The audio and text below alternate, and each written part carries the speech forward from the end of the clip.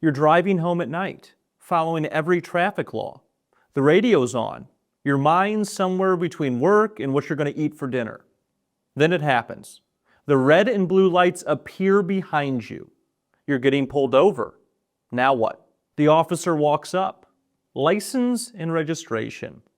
So you hand them over. He goes back to his vehicle. 5 minutes pass, 10 minutes, 20. Then he walks back up. There's a wanted for you in the system. Please step out of your vehicle. You're confused. A warrant? For what? Not a warrant, he says. A wanted. Here's the thing. You didn't know there was a warrant in the system because there isn't one. This is something else. Something most people in St. Louis have never heard of.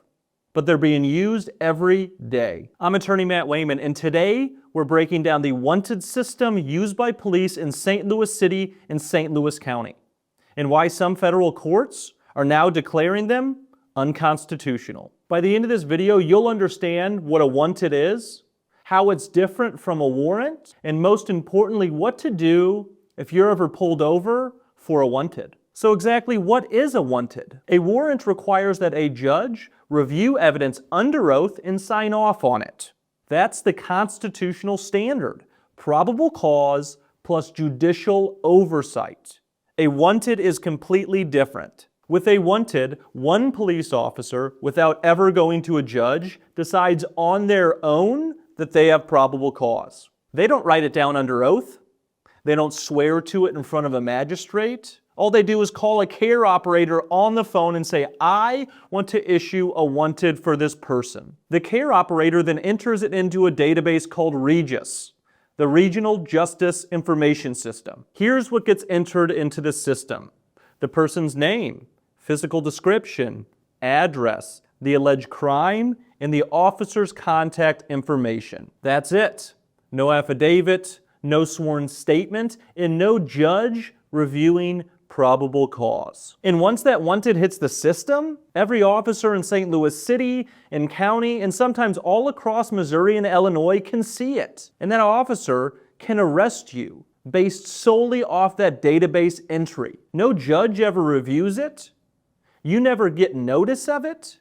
And you have absolutely no way to challenge it beforehand. According to the Furlow v. Belmar case, the federal court described it like this: a wanted allows any officer to seize you and hold you in custody for questioning with no judicial oversight. These wanteds can stay active for months or even years.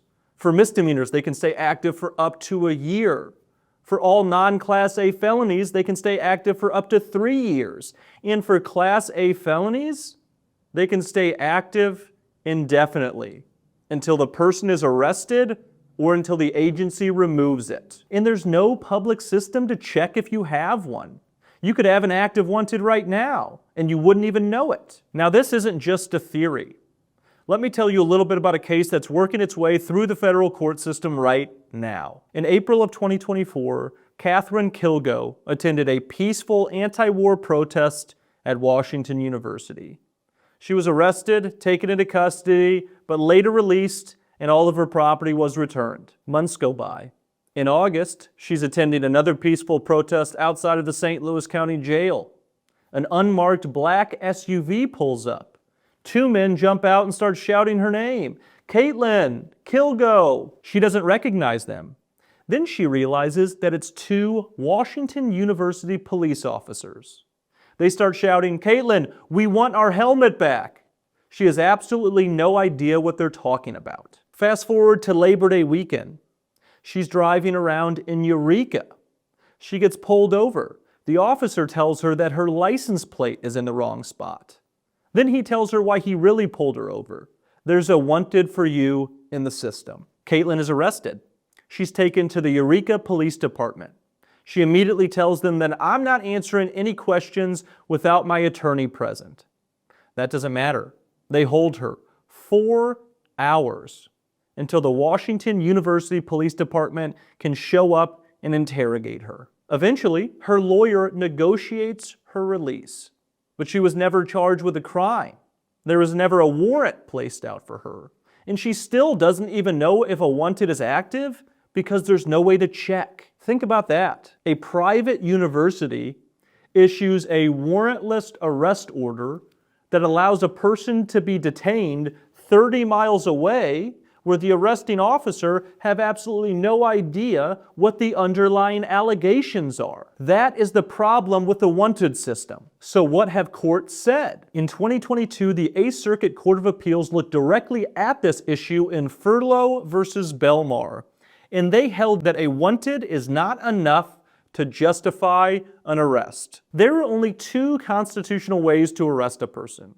One, after a warrant has been signed by a judge based off probable cause. Or two, a warrantless arrest when an exception occurs. This happens when an officer sees a person commit a crime or there's other exigent circumstances that would allow the officer to make a warrantless arrest. A wanted might justify a Terry stop, a brief detention to ask limited questions. But it cannot justify handcuffing you, transporting you, holding you for hours, and interrogating you.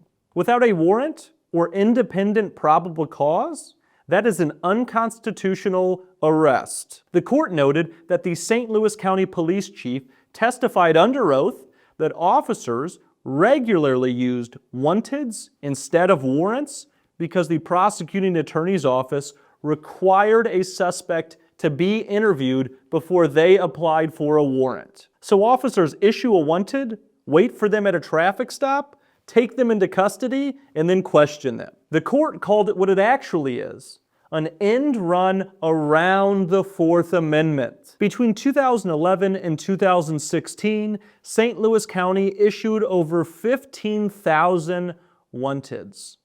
Only 2,500 of them, roughly 17%, resulted in people being taken into custody. The vast majority never go anywhere, but they hang over people's heads, a constant threat of being taken into custody. So why does this system even exist? The St. Louis County Police Department says it's because the St. Louis County Prosecuting Attorney's Office requires a suspect to be interviewed before they will apply for a warrant. Think about that. Prosecutors say, we want to talk to you first before we're going to go to a judge.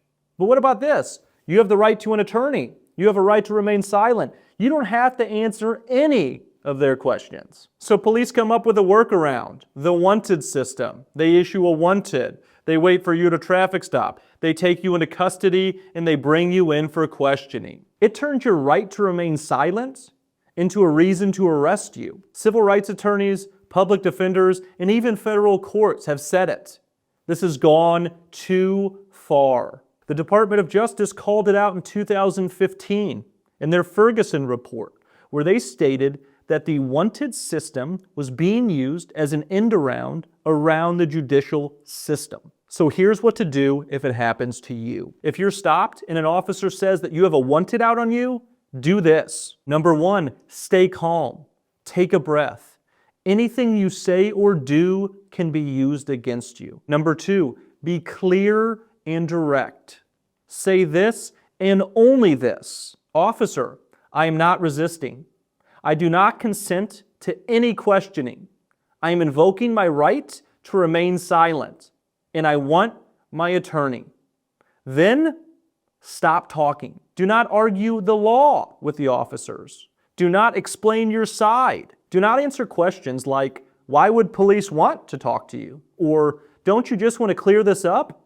These questions are meant to get you talking. Your silence is your protection. Number three, document everything. Get the officer's name and badge number if you can. Remember the time that this occurred. Gather any witness information if there was anybody else that saw this. This information can be helpful later. Number four, contact an attorney immediately. If you can't afford one, say so. You're entitled to appointed counsel. An attorney can challenge the wanted, file motions to suppress, and can file a civil rights lawsuit if they determine that your rights were violated. Here's the bottom line. Wanteds allow arrests without any judicial oversight. In St. Louis, they've been used to pressure people into interrogations, to avoid judges, and to punish people for exercising their rights. But the tide is turning. Federal courts are stepping in. Lawsuits are being filed. The best defense is knowledge. Know your rights. Stay calm. Be respectful. Invoke your right to silence and your right to an attorney. And let your attorney fight in court, not on the roadside. I'm attorney Matt Wayman. If you found this video helpful, please like and subscribe. And check out our other videos that take these complicated issues and explain them in plain English. And if you or someone you know has been arrested on a wanted in St. Louis, please reach out. We want to help. Stay informed, stay protected, and remember, you have rights. Use them.